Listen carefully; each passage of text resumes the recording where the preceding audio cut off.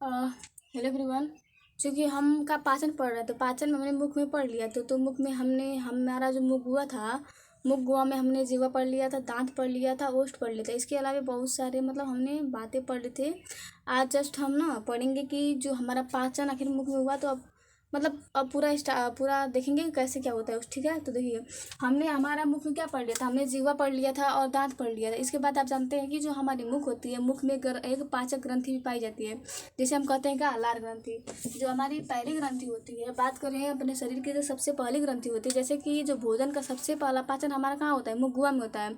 वैसे ही जो हमारा मुख गुहा होता है, मुख गुहा में हमारी पहली पाचक ग्रंथि पाई जाती है, जिसे हम कहते हैं क्या, लार ग्रंथि। ठीक, तो हमारी जो पहली ग्रंथि होती है, इसे हम कहते हैं क्या, लार ग्रंथि। ठीक, देखिए यहाँ पे जो हमारी लार ग्रंथि है ना, का जो यहाँ पे जो हमारी लार ग्रंथि है, लार ग्रंथि में 3 प्रकार का पाई जाती है ग्रंथि है। यहाँ पे जो मात्र हम जानते हैं कि जो हमारी आप जानते हैं कि जो हमारी लार ग्रंथि होती है, हमारे मुख में जो हमारी लार ग्रंथि होती है, कितनी पाई जाती है, 3 जोड़ी पाई जाती हैं क्या, लार ग्रंथियाँ। इसलिए जो हमारी लार ग्रंथि है, लार ग्रंथि जो है हमारे 3 भागों में का है, विभक्त है। जिसमें जो हम देखते हैं कि जो ये तीनों ग्रंथियाँ हैं, ये इस प्रकार है। जो हमारी पहली ग्रंथि होती है, इसे हम कहते हैं पैरोटिड ग्लैंड। क्या, पैरोटिड ग्लैंड।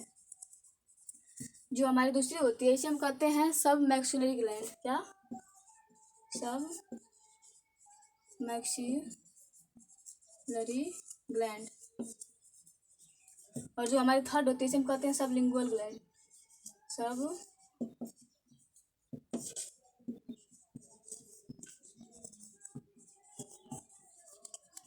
देखिए यहाँ पे हमने देखा कि जो हमारी क्या थी, जो हमारी लार ग्रंथि थी, लार ग्रंथि भी हमारे 3 भागों में विभक्त थी। जिसमें जो हमारी पहली ग्रंथि थी, ये थी हमारी का पैरोटिड ग्लैंड। इसे हम हिंदी में कहते हैं कर्णपूर्व ग्रंथि। क्या, कर्णपूर्व ग्रंथि,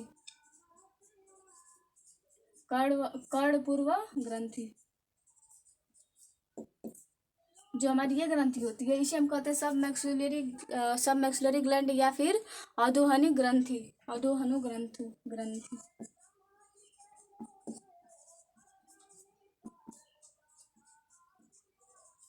और जो ये हमारी थर्ड होती है, इसे हम कहते हैं अधोजीवा ग्रंथि।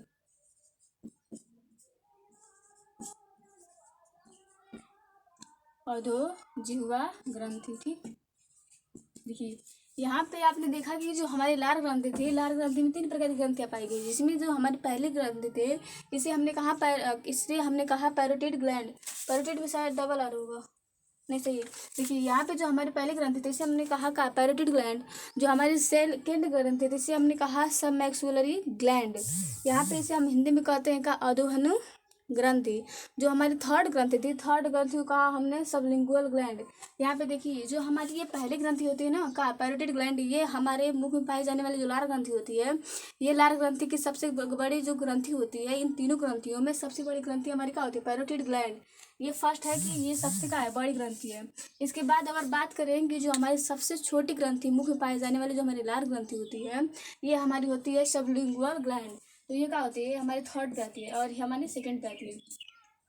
तो इतना मत करिए, आप देखिए आप ऐसे याद करेंगे कि पहले जो हमारी ग्रंथि होती क्या होती है, पैरोटिड होती है। उसके बाद आती है का सब सब सब सब मैक्सिलरी ग्लैंड। उसके बाद जो हमारी थर्ड आती है, हमारी क्या होती है, सब लिंगुअल ग्लैंड होती है। तो फर्स्ट सेकंड थर्ड, तो जो हमारा फर्स्ट पे आएगा वही सबसे बड़ा होगा, जो थर्ड पे आएगा वही हमारा क्या होगा, सबसे छोटा होगा। जैसे कि जब हमारा रिजल्ट आता है, तो रिजल्ट में जो फर्स्ट आता है तो वो हमेशा क्या होता है, पहले ही होता है। जो टॉपर होता है वो पहले होता है, जो सबसे लो क्लास का होता है वो क्या होता है, नीचे होता है। वैसे ही यहाँ पे जो हमारा पैरोटिड ग्लैंड है, पैरोटिड ग्लैंड जो होता है ना, सबसे बड़ी ग्रंथि होती है, कौन सी, लार ग्रंथि। ठीक, देखिए यहाँ पे जो हमारी ये सभी ग्रंथियाँ पाई जाती है, कहाँ पाई जाती है, मुख में। लेकिन यहाँ पे जो सबसे महत्वपूर्ण ग्रंथि होती है, इसे हम कहते हैं पैरोटिड ग्लैंड। ये ना ये दो दो ये जो हमारा टाइलोइन और जो हमारा लाइसोजाइम होता है, ये दोनों का करती है, श्रावण करती है, कौन सी, पैरोटिड ग्लैंड। अब बात करते हैं जो कि क्या, ये हमारी ग्रंथि है। तो जब ये हमारी ग्रंथि है, तो देखिए इसकी अगर आप बात करें स्थिति कहाँ है, देखिए यहाँ पे लिखा है कर्णपूर्व का, कर्णपूर्व। तो कर्ण का आप निकालते हैं कि जो हमारा कर्ण होता है का, कर्ण को हिंदी में क्या कहते हैं, कान। कर्ण को हिंदी में क्या कहते हैं, हम कान कहते हैं। ठीक, तो देखिए यहाँ पे लिखा है कर्णपूर्व, कर्णपूर्व, कर्णपूर्व, कर्णपूर्व। ये जो हमारे ना, ये हमारी जो पैरोटिड ग्लैंड होती है ये हमारे कान और कपाल के कहाँ पाई जाती है, पीछे पाई जाती है, लगभग यहाँ पे पाई जाती है। ठीक, तो जो ये हमारी होती है ना कर्पूर ग्रंथि, ये हमारे यहाँ पे पाई जाती है, कान और ये कपाल के पीछे पाई जाती है, पार्श्व भाग में पाई जाती है। आपने कभी सुना होगा कि, भोजपुरी में मैं बता रही हूँ, मतलब मेरे को ज़्यादा नहीं पता, कि गलसुगा निकल गया, क्या गलसुगा निकल गया। तो गलसुगा निकलते समय ना यही जो हमारी क्या होती है, ये पैरोटिड ग्लैंड होती है, ये इसमें सूजन आ जाती है, मोटी हो जाती है, जिसके उपचार के लिए ना हमारे यहाँ लोग पान का यूज़ करते हैं। तो अगर आपको भी कभी हुआ हो का ये जो ये पैरोटिड मतलब ये जो रोग हुआ हो, अगर आपसे कहीं से अगर हुआ हो तो आप भी पान का यूज़ कीजिएगा, आपका भी क्या हो जाएगा, सही हो जाएगा। तो जब हमारा क्या होता है, जब गलसूखा होता है या फिर जो वो रोग होता है, उस रोग में हमारी यही ग्रंथि क्या होती है, मोटी हो जाती है। और जो ये ग्रंथि की स्थिति की बात करें तो ये हमारे कान और कपाल की क्या पाई जाती है, यहाँ पे पीछे पाई जाती है। आप ऐसे देख सकते हैं, यहाँ पे देखिए कि ये हमारा क्या है, मुख है, मान लीजिए कि हमारा मुख है, हो गया, ये हमारा क्या है, मुख है। वही सही नहीं बनाया तो, ये हमारा क्या है, मुख है।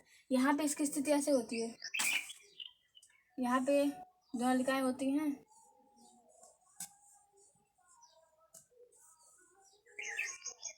और एक थर्ड यहाँ पे होती है।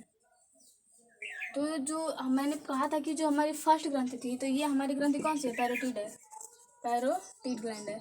और ये वाली क्या है, सब मैक्सिलरी ग्लैंड है, सब मैक्सिलरी ग्लैंड है। और ये हमारा क्या है, सब लिंगुअल ग्लैंड है, सब लिंगुअल ग्लैंड है। तो यहाँ पे आप स्थित देखिए, ये हमारे कान और कहाँ है, कान और कपाल के पीछे है, कान और कपाल के पीछे पाई जाती है। जो ये हमारी अधोहनु या फिर जो सब मैक्सिलरी ग्लैंड होती है, ये हमारा जो नीचे वाला जबड़ा होता है, देखिए यहाँ पे बीच में पाया जा रहा है। तो जो हमारा नीचे वाला जबड़ा होता है, ये हमारे नीचे वाले जबड़े के जस्ट मतलब नीचे वाले जबड़े के आसपास ही पाई जाती है, जो हमारा क्या होती है, सब मैक्सिलरी ग्लैंड होती है। और जो हमारा थर्ड होता है, इसे हम कहते हैं सब लिंगुअल ग्लैंड, जो कि सबसे छोटी ग्रंथि होती है। ये कहाँ पाई जाती है, अधोजिह्वा, मतलब जिह्वा के नीचे। तो जो हमारे ना, आप देखिए यहाँ पे लिखा है अधोजिह्वा, तो अधोजिह्वा मतलब जिह्वा के नीचे, कर्णपूर्वा मतलब कान के पीछे, और जो क्या होता है अधोहनु, मतलब बस अधोहनु का थोड़ा बहुत याद रखिएगा, क्या होता है, जबड़े के नीचे पाया जाता है। लेकिन और यहाँ पे आप देखिए कि इसमें इसका नाम में छिपा है कि इसकी स्थिति कहाँ है, कर्णपूर्वा मतलब कान के पीछे, जो हमारा अधोजिह्वा है मतलब जिह्वा के नीचे, हो गया। अब बात करते हैं कि ये किस नली के द्वारा हमारे मुख में खुलती है, क्योंकि यहाँ पे क्या है, ग्लैंड है। यहाँ से क्या हो रहा है, यहाँ पर जो एंजाइम बन रहा है, एंजाइम का तो क्या हो रहा है, श्रावण हो रहा है, श्रावण तो मुखी में हो रहा है। तो यहाँ पे जो ग्लैंड है, तो किसी नलिका के द्वारा हमारे क्या है, मुख में खुल रहा है। तो ये जो जिस नलिका के द्वारा खुलता है ना, कौन सा हमारा जो पहला हमारा जो पैरोटिड ग्लैंड होता है, ये जिस नलिका के द्वारा हमारे मुख में खुलता है, उसे हम कहते हैं का एक्सटेंशन, एक्सटेंशन, एक्सटेंशन। ठीक, जो हमारा सेकेंड है का, जो हमारा सेकेंड है सब मैक्सिलरी ग्लैंड, जो कि अधोहनु ग्रंथि जो हमारे मुख में खुलती है, ये हमारी खुलती है वाटरसंस की नलिकाओं के द्वारा, किसके, वाटरसंस की नलिकाओं के द्वारा। हाँ, वाटर्स नलिका के द्वारा क्या खुलती है, हमारे मुख में खुलती है। और जो हमारी थर्ड है, ये खुलती है किसके, बार्थोनिल के द्वारा, बार्थोनिल नलिका के द्वारा। आप इसे याद रखिए चाहे मत रखिए, मेरा तो काम है बताना, आपको पढ़ना है। तो यहाँ पे आप विशेष रूप से ध्यान रखिएगा कि जो हमारा मुख होता है, मुख की जो हमारी लार ग्रंथि होती है, लार ग्रंथि में हमारे 3 प्रकार की ग्रंथियाँ पाई जाती हैं, जिसमें जो हमारी पहले ग्लैंड होती है इसे हम कहते हैं पैरोटिड ग्लैंड। जो हमारी सेकंड ग्लैंड होती है, जो कि हमारे जबड़े, निचले जबड़े के नीचे पाई जाती है, उसे हम कहते हैं सब मैक्सिलरी ग्लैंड या फिर अधोहनु ग्रंथि। जो हमारी थर्ड होती है, ये हमारी पाई जाती है जिह्वा के नीचे, जिसे हम कहते हैं सबलिंगुअल ग्लैंड, जो कि सबसे छोटी कवच ग्रंथि होती है। यहाँ पे आप मतलब ये आप याद रखिए चाहे मत रखिए, कहाँ से कि ये इंपॉर्टेंट नहीं है, फिर भी और अभी कभी प्रश्न पूछ लेना, याद रखिएगा कि जो हमारी पैरोटिड ग्लैंड होती है, ये हमारे मुख में किसकी तरह खुलती है, किस नलिका के द्वारा आती है, तो एक्सटेंशन के द्वारा आती है। जो हमारी सेकंड होती है, जो हमारी सब मैक्सिलरी ग्लैंड होती है, ये वाटर टन्स नलिका के द्वारा हमारे मुख में खुलती है। और जो हमारी थर्ड होती है, या बार्थोनिल नलिका के द्वारा कहाँ होती है, हमारे मुख में खुलती है। ये तो नलिकाएं हो गई। देखिए यहाँ पे जो मैंने कहा था कि सबसे मेन क्या है, पैरोटिड ग्लैंड है, क्या है, पैरोटिड ग्लैंड। क्योंकि ना जो हमारा पैरोटिड ग्लैंड होता है, यही हमारा टाइलिन और लाइसोजाइम का क्या करता है, श्रावण करता है। टाइलिन और लाइसोजाइम का श्रावण कौन करता है, पैरोटिड ग्लैंड ही करता है। आप जानते हैं, मतलब जानते नहीं हैं लेकिन मैं बता रही हूँ, जानते भी होंगे आप लोग। देखिए जो हमारा ना लाइसोजाइम होता है, ये क्या होता है, जीवाणु नाशक होता है। जो हमारा लाइसोजाइम होता है, ये होता है हमारा जीवाणु नाशक। और जो सेकंड हमारा क्या होता है, टाइलिन होता है, ये हमारे मन का क्या करता है, पाचन करता है। तो आपने यहाँ पे क्या कर लिया, देख लिया कि जो हमारी ग्रंथियाँ होती हैं ये कितनी प्रकार की होती हैं। यहाँ पे देखिए,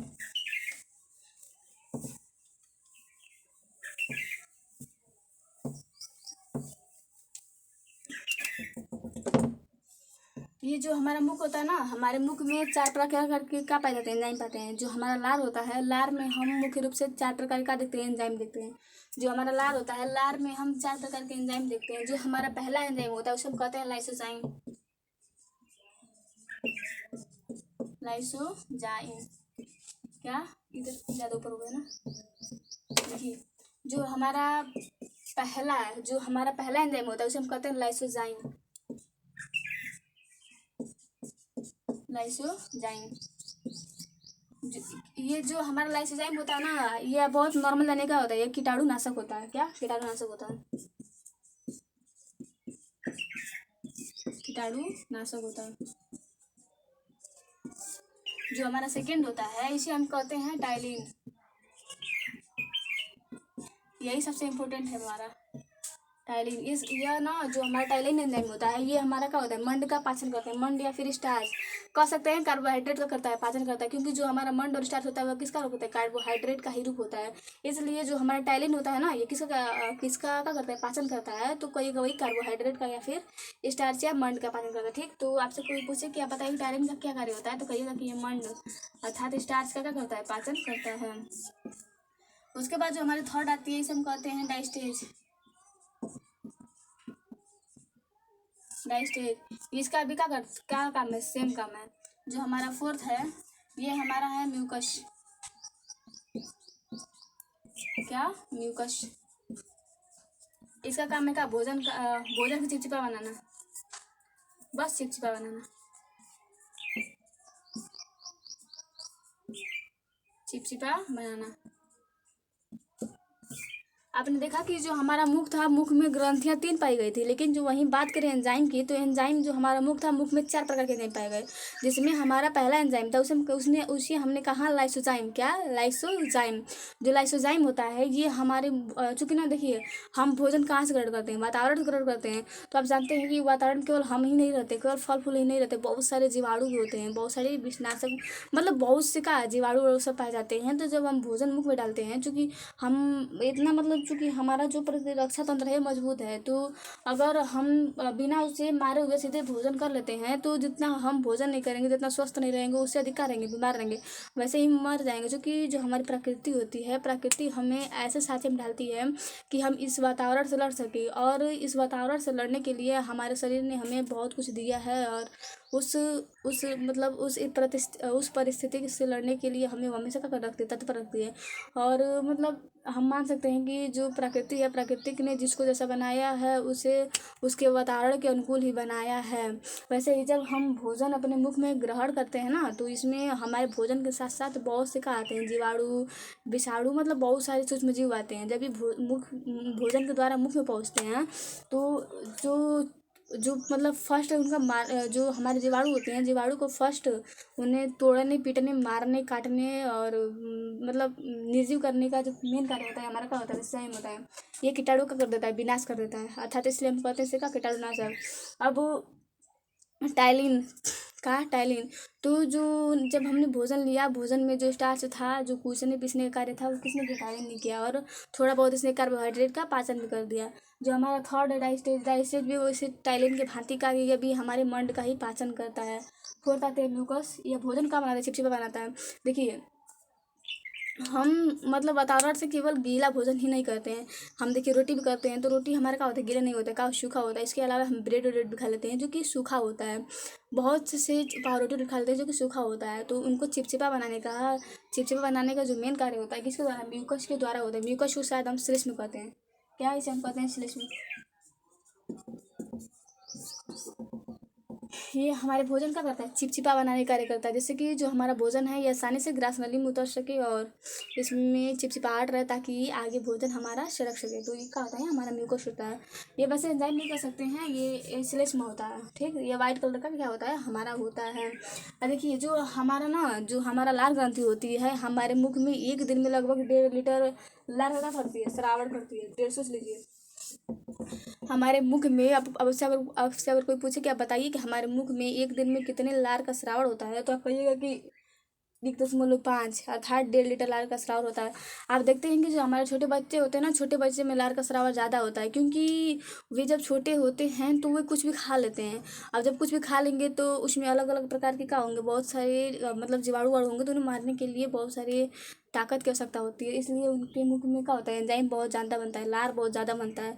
तो आप देखते हैं कि उनका हमेशा चूता रहता है, तो यही कारण है कि उसमें लड़ने की क्षमता बन रही है, इसलिए उनमें क्या होता है, ज़्यादा लार का स्राव होता है। ठीक, ये हमने देख लिया अपना मुख। अब हमारा क्या हो गया, अब हमारे जीवा हमारे मुख में पूरी तरह से जो भोजन आया तो उसका क्या हो गया, पाचन हो गया। दांत के द्वारा हुआ है, जीभ के द्वारा हुआ है, उसमें मिलाया गया, इसमें उपस्थित जितने एंजाइम थे, एंजाइम के द्वारा हमारे मुख में भोजन का हुआ पूरा बढ़िया से पाचन हो गया। देखिए चलिए ठीक है ना, अब हो गया। इसके बाद ना देखिए, अब हमारा चूंकि लार ग्रंथि हो गई, हमारा मुख हुआ। अब दूसरा पार्ट क्या था, ग्रास नली। यहाँ पे हमने हमारा देख लिया क्या, मुगुआ। मुगुआ में हमने हमारा सब पार्ट देख लिया। इसमें हमने लार ग्रंथि देख ली, हमारी जीभ देख ली, और यहाँ तक कि हमने दांत देख ली। दांत में आपने देखा था कि दांत जो होते हैं हमारे 4 प्रकार के होते हैं, जिसमें हमारे कृंतक, रदनक, अग्रवर्णक और संवर्णक होते हैं, जिसमें 21-23 के अनुपात में क्या पाए जाते हैं, हमारे दांत। इसके बाद हम देखेंगे ग्रास नली।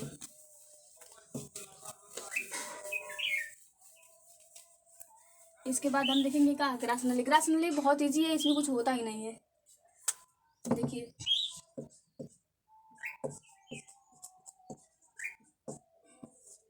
और जो मैंने ना लार ग्रंथि में बताया था का, एक डाइस्टेज एंजाइम, इसको आप नॉर्मल मत लीजिएगा। ये जेई मीन्स का क्वेश्चन, IIT जेई मीन्स का, उसमें पूछा था कि आप बताइए कि जो डाइस्टेज है ये किस से संबंधित, किस ग्रंथि से संबंधित है। उसमें बहुत सारी ग्रंथि दिया था, लेकिन आंतरिक उसमें आंसर इसका होगा का, लार ग्रंथि से का संबंधित है। जो हमारा डाइस्टेज है ये किससे संबंधित है, लार ग्रंथि से संबंधित है। इसके बाद आप देखिए का, ग्रास नली। इसे हम कहते हैं का, फूड पाइप। इसे हम कहते हैं food pipe. Food pipe, food pipe मतलब क्या, भोजन का स्राव। देखिए यहाँ से ना, यहाँ से और यहाँ की जो हमारी का है, ये नलिका है, इसे हम क्या कहते हैं, ग्रास नली कहते हैं। यहाँ से यहाँ तक की जो हमारी नली है, इसे हम कहते हैं ग्रास नली है। जो हमारी ग्रास नली होती है ये लगभग 23 से 27 सेंटीमीटर का होती है, लंबी होती है। जो हमारी ग्रास नली होती है ये 23 से 27 सेंटीमीटर का होती है, लंबी होती है। क्या होती है, हमारी जो ग्रास नली होती है ये 23 से 27 मीटर का होती है। यहाँ से यहाँ तक ये लंबी होती है। देखिए यहाँ से यहाँ तक का होती है, लंबी होती है हमारी ग्रास नली। देखिए आप देखेंगे कि जो हमारी ग्रास नली है, इसे हम मतलब ना, इसे हम टच कर सकते हैं, इसे इसे हम मतलब परिवर्तित कर सकते हैं। ये संकुचनशील है और मांसपेशी है, मतलब पेशी है, ये मांस की बनी होती है, अर्थात पेशी संरचना है। तो यहाँ पर इसकी विशेषता होती है कि जो हमारी ग्रास नली होती है ये क्या होती है, पेशी संरचना होती है। पेशी है वो क्या होती है, संकुचनशील होती है।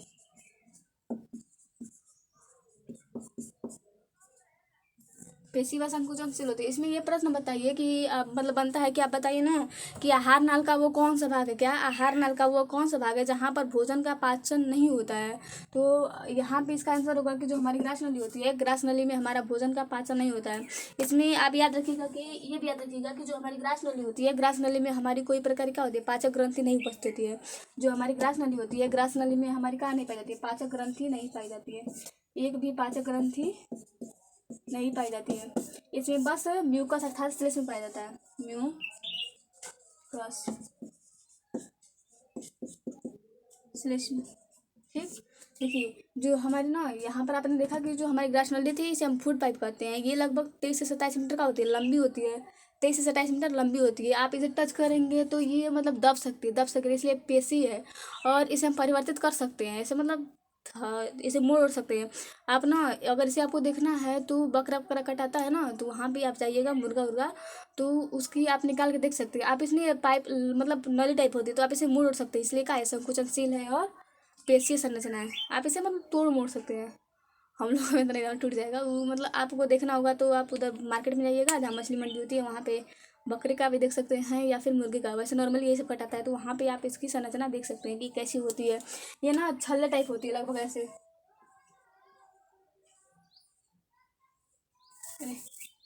ये ऐसे होती है।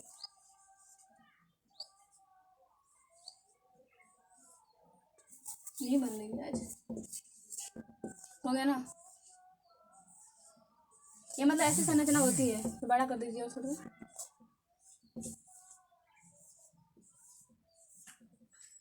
जो हमारी फूड पाइप होती है ना, ये ऐसी संरचना होती है। इसी की जो ये दीवारें होती हैं, इन दीवारों से क्या निकलता है, हमारा म्यूकस स्राव होता है। और म्यूकस स्रावण इसलिए होता है ताकि ये जो इसकी दीवारें हैं, इससे जो हमारा भोजन है फिसल सके।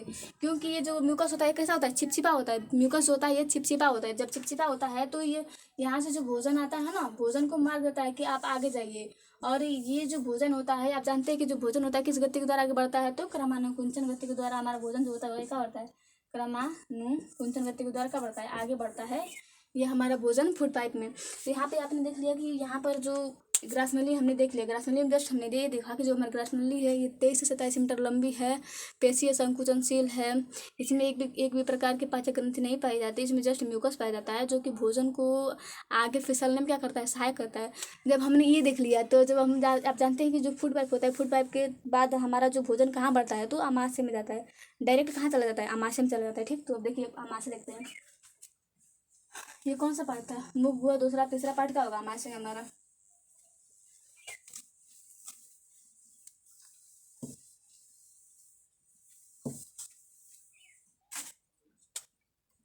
देखिए थर्ड आमाशय,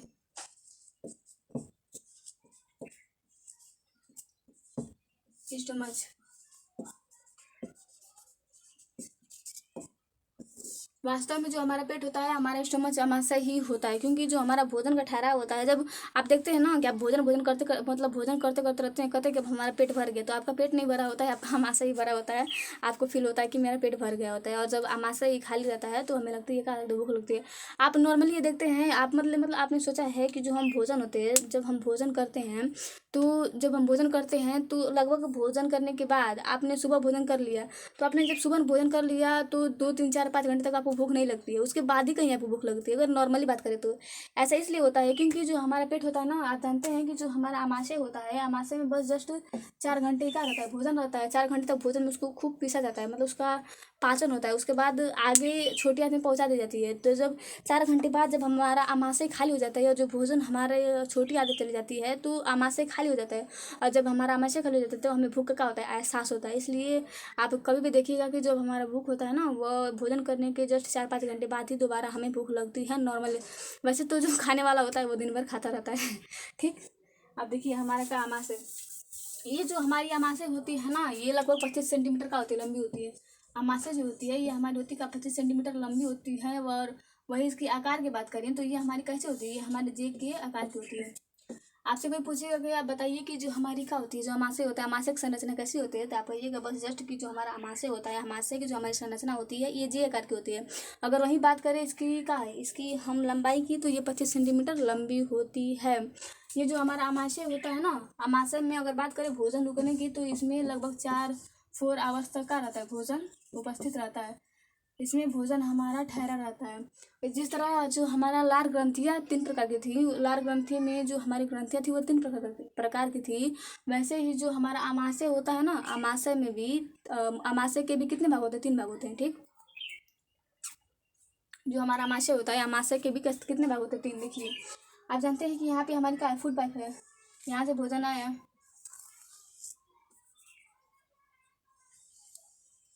हो गया।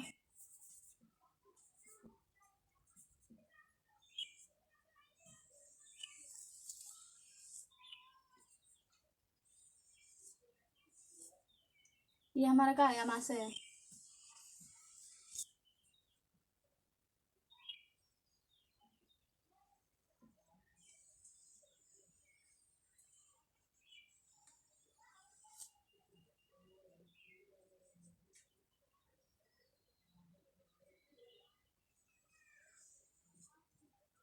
देखिए जो हमारा आमाशय का ये फर्स्ट भाग होता है, क्या, जो हमारा आमाशय का ना ये फर्स्ट भाग होता है, इसे हम कहते हैं क्या, कार्डियक। जो हमारे आमाशय का फर्स्ट भाग होता है इसे हम कहते हैं कार्डियक। इसका जो फर्स्ट भाग होता है इसे हम कहते हैं कार्डियक। जो हमारा सेकेंड भाग होता है या बीच का जो पार्ट होता है इसे हम कहते हैं फंडिक। फंडिक। इसके बाद ये जो लास्ट वाला भाग होता है इसे हम कहते हैं पाइलोरिक। इसे क्या कहते हैं हम, पाइलोरिक। देखिए यहाँ पे जो हमारा यहाँ का इसका एक जो मतलब जो बचा खुचा भाग होता है उसे हम कहते हैं का शेषाग्र भाग। जो इसमें इन भागों के बचने के बाद जो भाग बच जाता है उसे हम कहते हैं का शेषाग्र भाग। तो शेषाग्र विशेष रूप से ध्यान मत दीजिएगा, ये केवल 10th में ही देखने को मिलता है शेषाग्र। जो ये शेषाग्र है ना, ये हमें केवल जस्ट 10th को ही देखने को मिलता है। वैसे आपसे कोई पूछे कि आप बताइए अमाशय कितने भाग है, तो आप बस नॉर्मल बताइए जो हमारा अमाशय होता है, अमाशय का जस्ट हमारा 3 पार्ट होता है, जिसमें जो हमारा पहला पार्ट होता है इसे हम कहते हैं कार्डियक, जो हमारा सेकेंड पार्ट होता है इसे हम कहते हैं फंडिक, और जो हमारा थर्ड पार्ट होता है उसे हम कहते हैं पाइलोरिक। ठीक है, देखिए आप देखते हैं कि जब हमारा भोजन कहाँ आता है, देखिए जब हमारा भोजन मुख से अमाशय तक आया, जब हमारा भोजन मुख से मतलब मुख से ग्रासनली को होते द्वारा अमाशय में आया, तो बस यहाँ तक देखिए, यहाँ हमारा मुख से यहाँ देखिए हमारा मुख गुहा से कहाँ तक, मुख गुहा से यहाँ तक मान लीजिए अमाशय के फर्स्ट पार्ट जब यहाँ तक आके गिरा ना, यहाँ पर आके गिरा हमारा भोजन, तो कहाँ तक, कार्डियक तक, कार्डियक तक, मुख से कार्डियक तक जो भोजन जिस रूप में रहता है, आप देखते हैं कि कुछ होते हैं तो वो एक गोले टाइप बन जाता है। तो जब जो हमारा मुख होता है, जो हमारा भोजन होता है, मुख से जब हमारा भोजन अमाशय के फर्स्ट भाग अर्थात जब कार्ड तक पहुंच जाता है, तो उस भोजन को हम कहते हैं बोलस। क्या, बोलस। इस भोजन के हम लोग क्या कहते हैं, बोलस। ठीक, तो याद रखिएगा कि जो हमारा बोलस किसे कहते हैं, आप आपने देखा है कि मतलब ना जब हम कभी भोजन करते हैं, जब हम कभी भोजन करते हैं तो हमारे मुख में ना कुछ मतलब कुछ पड़ उठ जाता है, जैसे कि उसका मान लीजिए टेस्ट नहीं, आप भोजन करते समय आपके मुख में ना उसमें भोजन के साथ साथ कुछ कुछ कण चले जाते हैं, तो आप देखते हैं कि जब यहाँ पे कुछते हैं तो कड़ कड़ करता है, तो आप उसे निकाल देते हैं, का उसे निकाल देते हैं। तो जब आप निकालते हैं ना, तो आप देखते हैं कोई कुचा हुआ भाग होता है जो कि देखने में मतलब अजीब लगता है, खाना नहीं चाहिए लेकिन खाना पड़ रहा है। ठीक, तो जो आप उसे मतलब जो निकाल के फेंकते हैं, तो आप देखते हैं कि क्या वो कुचा हुआ रहता है ना, उसे हम क्या कहते हैं, बोलस कहते हैं। तो जो वो बोलस होता है हमारे मुंह गुआम के साथ साथ, चूँकि अगर ग्रासनली में कोई पाचन होता ही नहीं है, केवल मुख में ही पाचन होता है, तो मुख में वो बोलस के रूप में रहता है। और जब ग्रासनली में पाचन होता ही नहीं है, तो जैसे कहाँ जाता है, हमारा कार्डियक में जाता है। तो मुख से कार्डिय तक भोजन जिस रूप में रहता है ना, उसे हम क्या कहते हैं, बोलस। उस रूप को हम क्या कहते हैं, बोलस कहते हैं। यहाँ पे आपने देखा कि जो हमारा का था अमाशय था, अमाशय के तो मतलब 3 पार्ट थे, कितने, 3 पार्ट थे, जिसमें हमारा फर्स्ट पार्ट था कार्डियक, सेकेंड पार्ट था फंडिक, और थर्ड पार्ट था क्या था, पाइलोरिक। यहाँ पे जो हमारा फर्स्ट भाग था, तो जो हमारा कार्डियक है, कार्डियक में हमारा एससीएल का क्या होता है, श्रावण होता है। जो हमारा एससीएल होता है ना, एससीएल यहाँ पे हमारा क्या होता है, एससीएल का श्रावण होता है। यहाँ पे एससीएल का क्या होता है, श्रावण होता है। तो जो हमारा भोजन का आया था, मुख से आया था, मुख से आए हुए भोजन को अब चूंकि जो एससीएल होता है, एससीएल आप जानते हैं क्या होता है, ये अम्लीय माध्यम होता है। तो जो हमारा भोजन आया होता है ना बोलस के रूप में, यहाँ जब हमारे कार्डियक में प्रवेश करता है तो भोजन अम्लीय हो जाता है।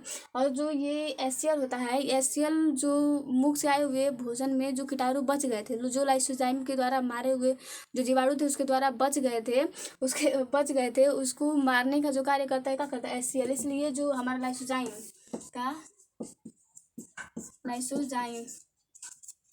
और एचसीएल, ये दोनों क्या होते हैं, ये जीवाणु नाशक होते हैं।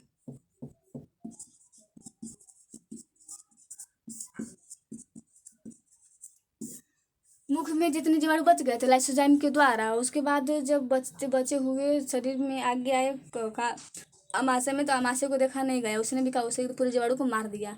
अब भोजन में क्या रह गया, जीवाणु रह ही नहीं गए, सभी जीवाणु का हो गया, खात्मा हो गया। ठीक, आप ऐसे समझ सकते हैं ना। देखिए मान लीजिए ना, आप लोगों में कभी लड़ाई हो गई, ठीक, देखिए आप लोगों में क्या हो गई, कभी लड़ाई हो गई, आपने मान लीजिए आप लोग 2 दोस्त हैं, कहा आप लोग 2 दोस्त हैं, अब वो किसी तीसरे ने आप लोग झगड़ा हो गई, आपका जो एक दोस्त है ना, एक दोस्त ने उसे इतना मारा कि वह मतलब मरे मरे था, लेकिन थोड़ा बहुत बच गया। आप लोगों मान लीजिए झगड़ा हुआ किसी तीसरे से, आपके एक दोस्त ने उसे मतलब इतना मारा कि वो मरे मरे रह गया, लेकिन थोड़ा बहुत बच गया। अब जब आपका दूसरा दोस्त आया, उसे पूरा मार कर उसे खत्म कर दिया। वैसे ही इसका जो आप फर्स्ट दोस्त को लाइसोजाइम मान सकते हैं, और थर्ड सेकेंड को आप एससीएल मान सकते हैं। फर्स्ट में उसने जीवाणु को मारा था, लेकिन जीवाणु कुछ बच गए थे, लेकिन जो हमारा सेकेंड एससीएल आया उसने उपस्थित जो जीवाणु थे सबको क्या कर दिया, मार दिया। ठीक, तो यहाँ पे जो लाइसोजाइम और एससीएल दोनों का यही कार्य है कि ये क्या करते हैं, भोजन में आए हुए जो जीवाणु होते हैं ना, उसे मारने का कार्य करते हैं। इसके बाद ये जो हमारा एचसीएल होता है, एचसीएल का होता है हमारे जो हमारा एचसीएल होता है, एचसीएल का होता है भोजन को अम्लीय बनाते हैं। कभी कभी आप देखते हैं ना कि हम लोग या फिर हम कहीं हम नहीं, कोई भी आप देखते हैं कि बहुत लोग जैसे हमेशा एसिडिटीज का होते हैं, परेशान होते हैं। इसका जो मेन कारण ये होता है कि जो एसिडिटी वैसे कब होता है, आप बहुत ज़्यादा खा लेते हैं। वैसे मतलब ना आप जा देखते हैं कि जो बहुत लोग ऐसे होते हैं ना जो किसी शादी विवाह या फिर किसी फंक्शन में जाते हैं तो वे इतना भोजन खा कर लेते हैं कि वो भोजन को पचा ही नहीं पाते हैं। और आप जानते हैं कि हमारे अमाशय में जितना भोजन आता है उसमें जितना भोजन आता है उतना ही क्या बनता है, एचसीएल बनने लगता है। तो जितना भोजन आता है उतना ही अधिक मात्रा में हमारा क्या बनता है, एचसीएल बनने लगता है। और जब एचसीएल बनने लगता है ना तो एकदम मतलब उसमें बहुत ज़्यादा अम्ल की मात्रा हो जाती है। जब अम्ल की मात्रा हो जाती है तो उसमें बहुत सारी क्या होती है, गैस उत्पन्न होती है। और जब गैस हमारे मुख से बाहर निकलती है तो उसे हम भोजपुरी में कहते हैं का धुआं निकाला हुआ था, और हिंदी में पता नहीं उससे क्या कहते हैं ना, एसिडिटी, एसिडिटी कहते हैं।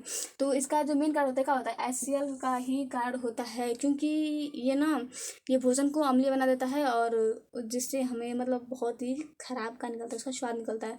इसके लिए हम मिल्क ऑफ मैग्नीशिया का प्रयोग करते हैं।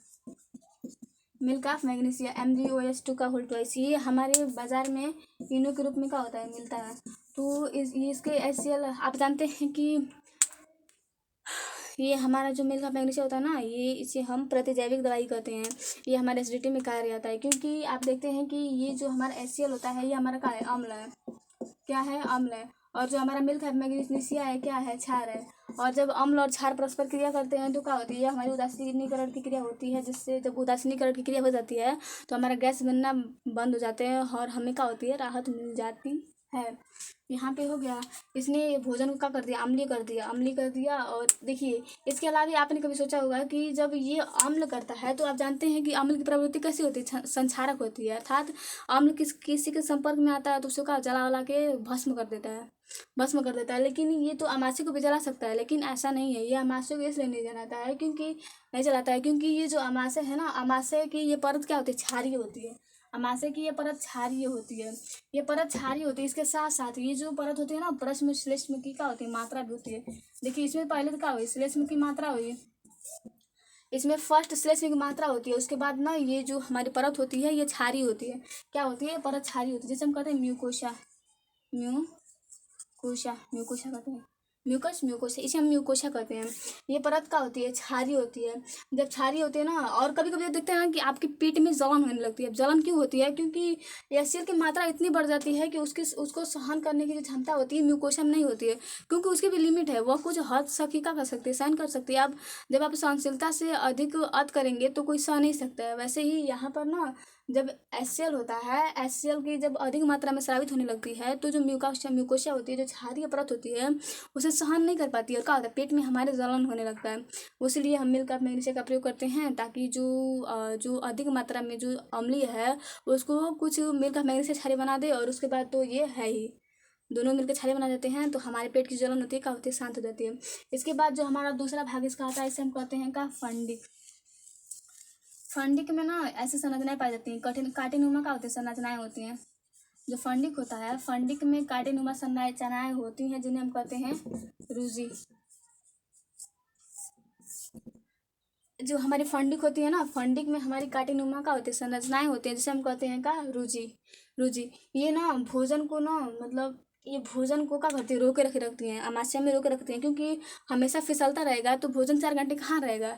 जैसे कि अगर मान लीजिए आपको कहीं जाना है, आप बाइक मतलब मान लीजिए आप कहीं जा रहे हैं, अगर आपको रुकना ना हो, अगर आप में का गाड़ी में ब्रेकर ही ना हो, अगर आपकी गाड़ी में ब्रेक ही ना हो तो एकदम आप चलते रहेंगे और आप किसी काम कर रहे हैं, जाकर कहीं लड़ जाएंगे तो आपका तो खाने खत्म हो जाएगा, उसमें आपका कोई मतलब कुछ होगा ही नहीं। वैसे ही अगर इसमें भोजन बस आगे बढ़ता ही रहे, बस आगे बढ़ता ही रहे, आगे बढ़ता ही रहे तो उसका पाचन तो होगा ही नहीं। जैसा खाया वैसे ही का निकल जाएगा, शरीर पर उसको कोई इफेक्ट पड़ेगा ही नहीं।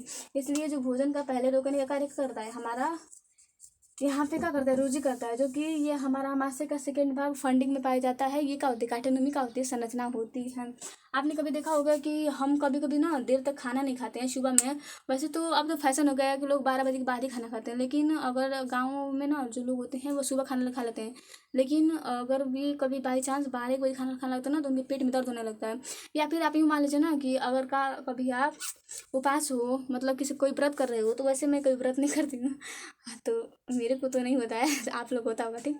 आपने देखा होगा कि जब व्रत होते हैं लोग ना, तो कहते हैं कि पेट दर्द कर रहा है, पेट दर्द कर रहा है, पेट में मतलब चुभन टाइप हो रही है। वो जो चुभन होती है ना, इसी के कारण होती है, क्योंकि उस समय जब इसमें भोजन आता ही नहीं है तो ये खड़ा खड़ा हो जाता है। और जब ये खड़ा हो जाता है ना, तो इसे लगता है कि मतलब अटैच होने लगती है, तो हमें चुभन टाइप संरचना होती, मतलब चुभन टाइप होती है। तो यहाँ पे जो काटने में संरचना होती है, कहते हैं इसे हम रूज, जो कहाँ पाए थे फंडिंग में। इसके बाद जो हमारे थर्ड भाग होते हैं, इसे हम कहते हैं पाइलोरिक। पाइलोरिक में ना एक ग्रंथि उपस्थित होती है, यहाँ पे ना एक ग्रंथि उपस्थित होती है जिसे हम कहते हैं जठर ग्रंथि। पाइलोरिक में जो ग्रंथि उपस्थित होती है इसे हम कहते हैं जठर ग्रंथि। देखिए, जठर ग्रंथि, आपने जठर ग्रंथि का नाम सुना होगा कि आप जानते हैं कि जो हमारी जठर ग्रंथि होती है, जठर ग्रंथि कहाँ पाई जाती है? अमाशय में। लेकिन जो वास्तव में जो हमारी जठर ग्रंथि होती है अमाशय में तो पाई जाती है, लेकिन अमाशय के लास्ट भाग अर्थात पाइलोरिक में पाई जाती है। इसके द्वारा स्रावित जो रस होता है ना, उसे हम क्या कहते हैं? जठर रस कहते हैं। जो जठर ग्रंथि होती है, जठर ग्रंथि के द्वारा स्रावित रस को क्या कहते हैं? जठर रस कहते हैं। ठीक है ना? ठीक, बाय। आज के लिए बस इतना ही। हमने इसमें देखा ना कि जो हमारा अमाशय था, अमाशय का थर्ड 3 भाग थे, जिसमें हमारा कार्डियक, फंडिक और पाइलोरिक था। पाइलोरिक में एक ग्रंथि थी जठर ग्रंथि, जठर ग्रंथि के द्वारा जठर रस का स्राव होता है। इसके बाद हम अगले पार्ट में इसको देख लेंगे। ठीक है, फिर मिलते हैं। 35 मिनट का हो गया, सोच लीजिए, खलास हो जाएगा।